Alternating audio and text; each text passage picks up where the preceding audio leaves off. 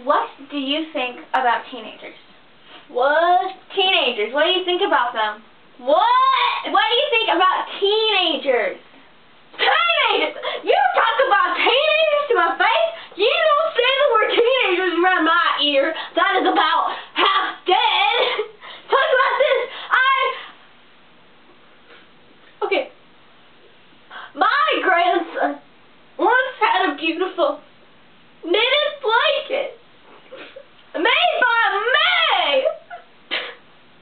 And you know what? Some rebel teenager took it from me. They just took it. And you know what? That's why my dad is a crowbar. And you know what else? It took me 3 hours to make that stupid knitted blanket. And I could have taken a sponge bath. That wasted my time, y'all know. You know how I feel? You know how I feel! You know, I just want to hit you with my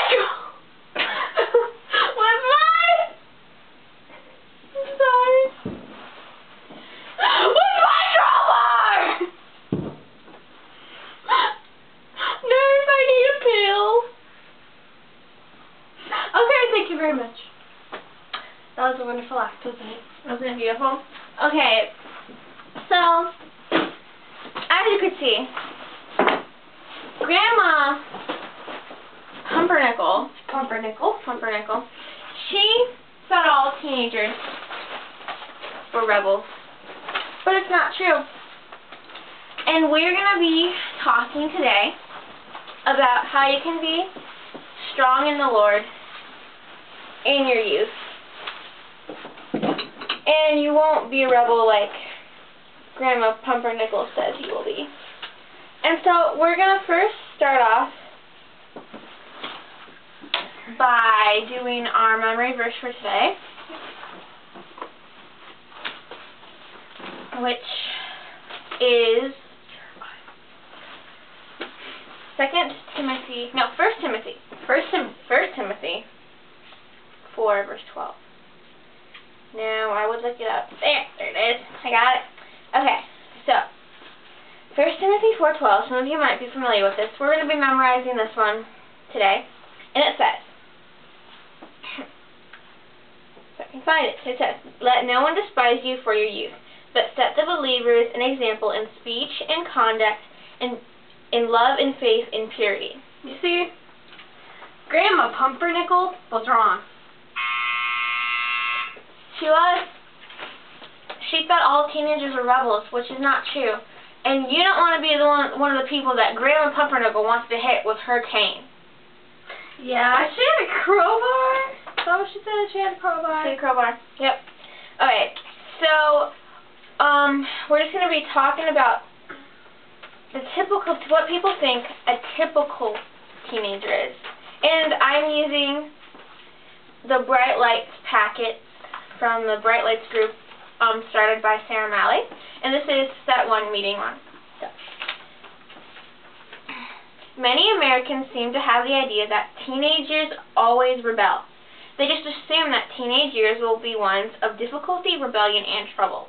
Their attitude is, just wait till kids are out of their teen years and things will get better. This is totally wrong perspective. God doesn't intend for us to think this way at all. Our teenage years can be a very significant time for ministry and some of the best years of our lives. Do not think that you have to be like other teenagers you see around you. Let's make it our goal not to allow any rebellion, but rather to be strong in the Lord during our youth. Okay, here's some examples of people who were strong in the Lord in their youth from the Bible. So we have David, and he was probably a teenager when he killed Goliath. Ta-da! The sound thingy is dead. Yeah. Tears? Tears. Anyways, that comes from 1 Samuel 17 if you want to learn about more about David. 1 Samuel 17. Okay, and then there's Daniel. Daniel and the lion's den. Or is that the wrong Daniel? It's the same Daniel, but I think he was younger. Anyway, Daniel and his friends were young when they were taken from their homeland, so that was before he got put in the lion's den. The same person. Daniel 1 and 3. And then we've got Mary, the mother of Jesus, who was young when Gabriel told her that she had God's favor. And that is in Luke something, 1:28. So those are just a few of the many examples of the young people who were examples in the Bible. And you know what? I have a little experiment to show you. Here, I have a cup of clean water. This represents you. This cup of dirty water, which is actually tea, represents the bad influences that surround you. Now, if I want to show you something. If you get caught up in these bad influences, oh gosh, I spilled it on this. I spilled it the tea, which Kaitlynn really likes. And look at that, stuff you're dirty. But if, as Philippians 2:15 says, if your heart is, what was it, Kaitlynn? I will read it, Morgan. Philippians 2:15 says, somewhere it says, that you may be blameless and innocent children of God, without blemish in the midst of a crooked and twisted generation, among whom you shine like lights in the world. And when you ask God for forgiveness, you find this, because you'll be blameless and pure. And then get yourself some peach iced tea. Which, that one has the water in it. She took the wrong one. And then you get yourself some peach iced tea. The right kind. The right kind.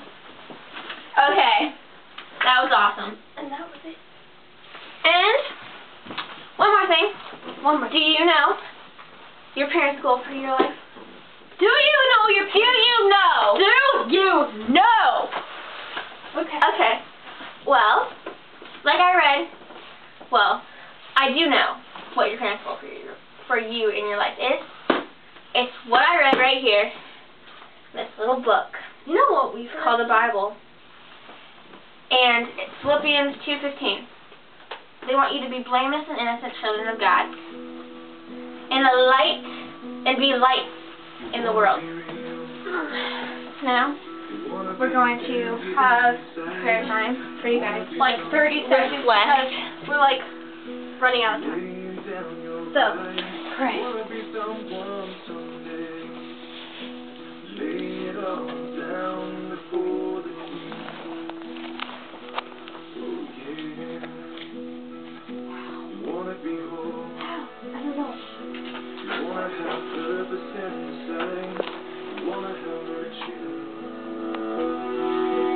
Purify your mind. I wanna be set free today. Lay it all down before the King. Alright, we're running out of time, so I hope you guys enjoyed the show. Thank you, everybody, for coming to our show. Come here, Kaitlynn, come on. Bye.